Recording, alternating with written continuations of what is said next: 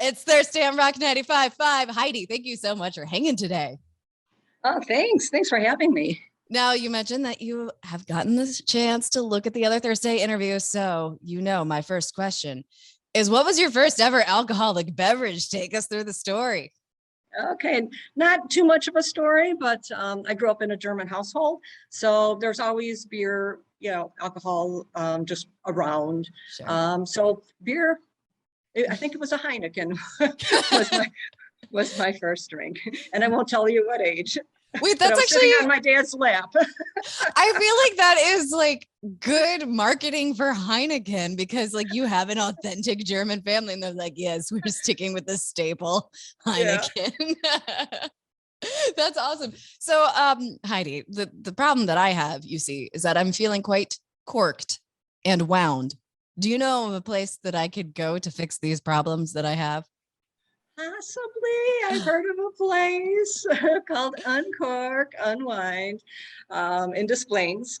Fun, kind of a easygoing, chill place to hang out and explore different kinds of wines. So I love it. I love wine. I love charcuterie. And I saw on your website that your charcuterie looks amazing. But before we get to all of that, tell me the story of Uncork Unwind, how it came to be, how you came to be there, et cetera, et cetera. all right. So I'm a wine enthusiast and just kind of started going to more wine tastings and joined the American Wine Society, and just to kind of, just get more ideas about what kind of wine's out there and taste and just get more informed. And at the same time, this is a little while ago, was working on my MBA.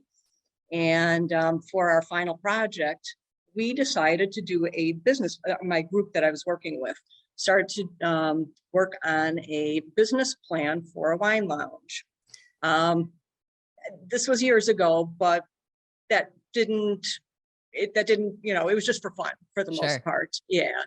Didn't really think about that too much more. But a couple of years after that was slammed with a cancer diagnosis. Oh, wow. And I decided that, I mean, obviously that kind of throws a wrench into things, I'd imagine. Yeah. And just decided that things were too hectic and, just focused on deadlines, focus on, and really didn't have that time to wind down. And so this diagnosis gave me some, time to think about things and put things in perspective. So I was looking for ways to decompress. And it wasn't wine per se. It ended up that way. But I just thought, what if I created a space that was just fun for people to, kind of relax, decompress after work, and just, just like with all the pressures of society and everything, just go somewhere and just, have some fun and just get together with people on a more personal level, and just work and unwind, relax and unwind. So I decided that, okay, I think I will go down this journey, and started working on my real business plan, and decided to get some more formal training in wine.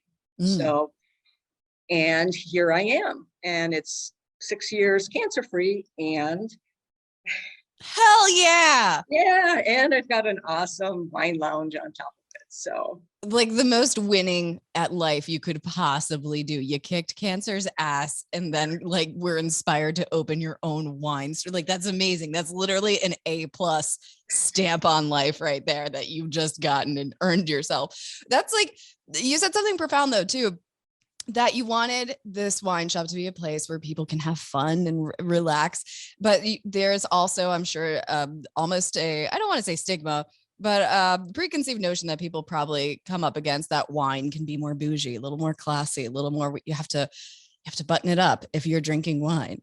So how do you get past that and let people know that, yes, you're going to learn about wine. Yes, you're going to enjoy some nice wines and have like your different options, but also relax. It's cool. We're having fun. Yeah. It's just in the whole experience. Just like when you walk in the place, it's like someone's living room. I've got some really fun wine stations, wine ATMs, self pour, Yes. and that's just that breaks the ice, I think, and gets people exploring without, just in a more comfortable atmosphere. When I was doing my research for trying to pull together the concept, that was like one of the most important things, is to get people comfortable about exploring wine, and without, just have it just be a kind of a comfortable, welcoming setting. So if I put ice cubes in my wine, am I going to get judged? Silently. Yes, 100%. This is hospitality. We judge every single person, but silently. As you should. Honestly, fair. So tell me about this amazing charcuterie, and how do you guys do pairings with your wines? What goes into what's going to be in our charcuterie platter and what's going to be in our bottles? Right. So every month we feature 8 new wines in these wine stations. So it's always from a particular region of the world. Right now we're featuring wines from Sonoma County. Last month we had wine from Veneto, Italy. And so we try to put some things on the charcuterie board, either from the region, or that just really the wine complements, the food complements the wine. So like for Veneto, we actually have some Veneto salami that we put on the board, and it's just this really interesting combination of spices and so on, and it just paired super well with the wine. Oh, all charcuterie pairs well with all wine in my book. Cheese goes really well. Yeah, so food always affects your taste of the wine, right? The taste of wine. So you do, we try and be thoughtful about what we put on the menu, and cheese is always good. Cheese is always good. Not one person is going to complain about cheese. And if they do, they're not your friend anymore. You don't need that negativity in your life. Right. None of that. Tell me what events you guys have going on for the rest of 2022.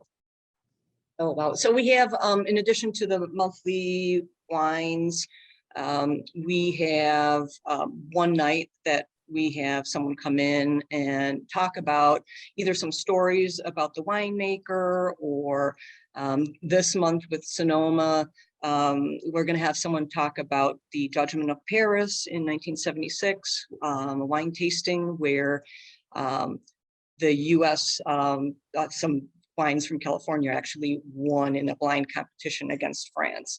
So once again, showing France what's up. So we're going to have a like a blind taste testing. That's tomorrow. Let's see what else do we have. Once a month we have some live jazz, got jazz guitar music. Kenny Reichert is our guitarist. He comes in once a month, first Thursday of the month. This sounds like heaven. Wine, charcuterie, jazz playing. All I need is one person to like fan me with a giant leaf. How do we get that? Do we have, like, there's got to be a contractor that does that, right? Someone's got to walk around with giant leaves. I know it. I can feel it in my bones. I'll look into that. Obviously, it's full of business ideas up here. Right? Clearly. Absolutely. So you've got wine, you've got jazz, you've got charcuterie. What's something that you wish people knew about either Uncork Unwind or just about wine in general? Maybe that's a question you get asked a lot, or just something that when in your journey of wine was something that stuck out to you, like, oh, I did not know that. And it's just one of those fun facts that sticks with you. Well, I think just in general, everyone's palate is super different, Mm, almost as different as your fingerprints. yeah. So, you know, you won't be coming in here and I won't say, this is great, you're going to love this wine, Right. because I don't know that. I don't know your palate. So I'll ask questions about what people like and don't like with the foods that they enjoy. And then I can start from there to see, you know, what kind of wines they might want or they might like. What else? Something else I do wish people, it's wearing like a lot of cologne and perfume when you're drinking wine actually masks some of the wine. And so it's very difficult to get, Wow. you know, good taste of wine when you have, you know, a lot of different or competing aromas around. So That's a good one. I never would have thought about that, but it makes sense because isn't it something like 80% of your sense of taste comes from your sense of smell, something like that? yep. That's crazy. That is fun facts on Thursday at Rock 95.5 because of Heidi. Hell yeah, Heidi. That's awesome. Well, what else do you want to get out into the ether? Let the people know on Rock 95.5. Oh wow, I'm just thrilled with this opportunity. It's been pretty cool, and I just see so many people, younger people that are really enjoying wine, and just come on in and give us, you know, come in and relax and say hi. We've got some fun wines to enjoy and some great food. Actually, we have craft beer too, by the way.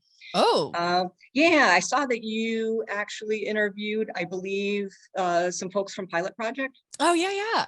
Yeah, and we carry some of their beers, so Oh, that's been a lot of fun. I try and keep local beers, so we love the family.